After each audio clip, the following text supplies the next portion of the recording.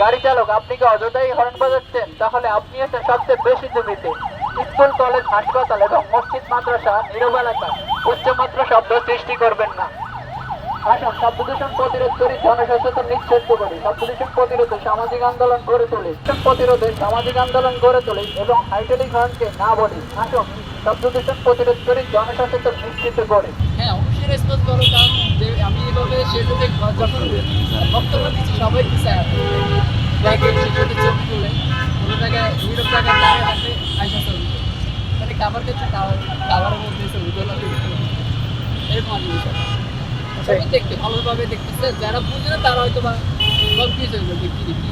যখন কাজ দেখে আমার তখন আমার ওকে রাইট নাও লাইক আমি চাকরি করেছি দীর্ঘ 1 বছর, ওখানে টাকা জমা আছে, চোখ আছে। আর তাছাড়া আমি বাসায় একজন টাইস কন্ট্রাক্টর করলাম, ডক্টর টাইস কন্ট্রাক্টর, আমার আর কাজ নিয়ে তো টেনশন নেই। কোন থাকলে শ্রবণ শক্তি কমে যেতে পারে, তৈরি হতে পারে শরীরে নানা জটিলতা। যানবাহনের horn, mike, loud speaker, heat ও পাথর ভাঙা মেশিন ও একটি নিরক্ষত উচ্চমাত্রা শব্দে দীর্ঘক্ষণ থাকলে শ্রবণ শক্তি নষ্ট হয়, তৈরি হতে পারে শরীরে নানা জটিলতা। যানবাহনের horn, mike, loud speaker, heat ও পাথর ভাঙা মেশিন, জেনারেটর ইত্যাদি থেকে নির্গত অসহনীয় শব্দ মানুষের শারীরিক ও মানসিক স্বাস্থ্যের জন্য মারাত্মক ক্ষতিকর। অতিরিক্ত শব্দ স্ট্রোক, হার্ট অ্যাটাক, উচ্চ রক্তচাপ, কণ্ঠনালীর প্রদাহ, আনসার, মস্তিষ্কের রোগ, কাজ করার ক্ষমতা হ্রাস, বদমেজাজ বা খিটখিটে মেজাজ, ক্রোধ প্রবণতা, স্ট্রাইভিং দুর্বলতা, রক্তনালীর সংকোচন সহ মানসিক অসুখের ঝুঁকি বাড়ায়।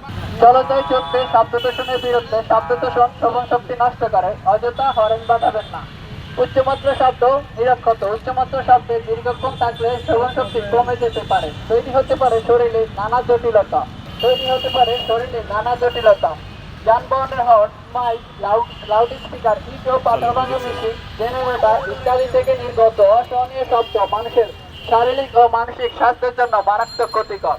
গাড়ি চালক, আপনি কি অযথাই হর্ন বাজাচ্ছেন? তাহলে আপনি একটা সবচেয়ে বেশি জমিতে স্কুল, কলেজ, হাসপাতাল এবং মসজিদ, মাদ্রাসা, নীরব এলাকায় উচ্চমাত্রা শব্দ সৃষ্টি করবেন না।